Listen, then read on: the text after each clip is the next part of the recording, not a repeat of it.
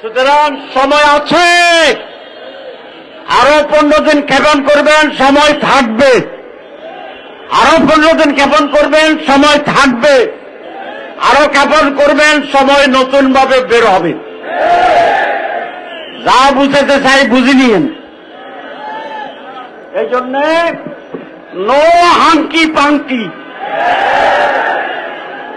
সোজা সোজা গণভোট আগে দেন, অসুবিধা কি?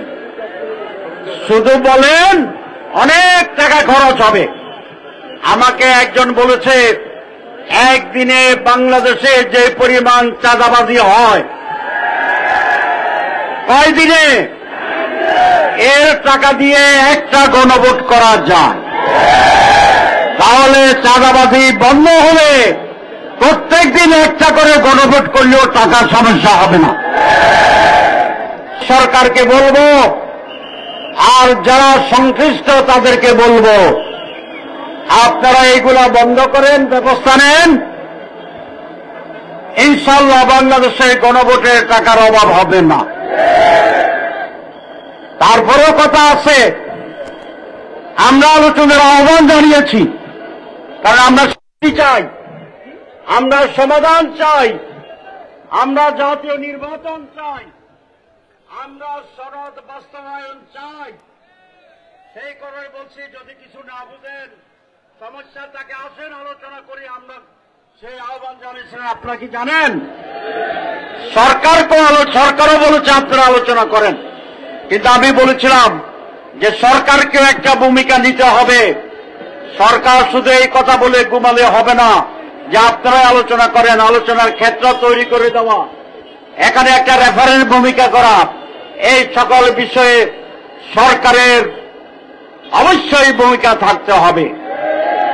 2 নম্বর কথা, জামাত ইসলামী ইতিমধ্যেই আলোচনার জন্য একটি কমিটি গঠন করেছে, আপনারা জানেন। আমি আজকে আবার আহ্বান করব যে সমস্ত দলেরা আছেন সংশ্লিষ্ট, আপনারা আলোচনার জন্য কমিটি ঘোষণা করুন। অবিলম্বে আলোচনা শুরু হোক।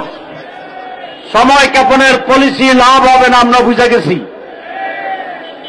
আমি বিএনপির মহাসচিব মাননীয় মির্জা ফখরুল আলমগীর মহোদয়কে সকালেও ফোন করার জন্য চেষ্টা করেছিলাম, পাই নাই। ইনশাআল্লাহ এই প্রোগ্রামের পর থেকে আমি আবার ওনাকে ফোন করার চেষ্টা করব। ওনাকে আমরা ব্যক্তিগতভাবে অনুরোধ করব যেন বিএনপির পক্ষ থেকেও দ্রুত এই আলোচনায় অংশগ্রহণের সিদ্ধান্ত আসে।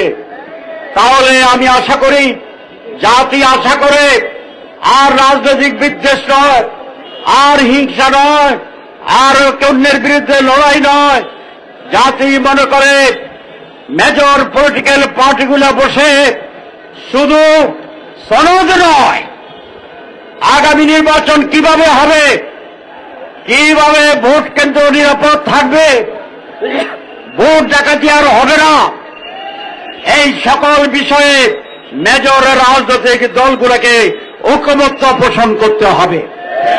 জাতির কাছে ওয়াদা করতে হবে টেলিভিশনে যে আমার দল কোথাও কোনো কেন্দ্র দখল করিবে না।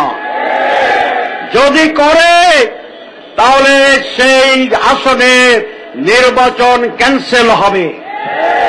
আমি সেটা মেনে নেব। সকল দল এই কথা টেলিভিশনে বলবে। আর প্রধান উপদেষ্টা বলবেন, যেখানে নির্বাচন সুষ্ঠু হবে না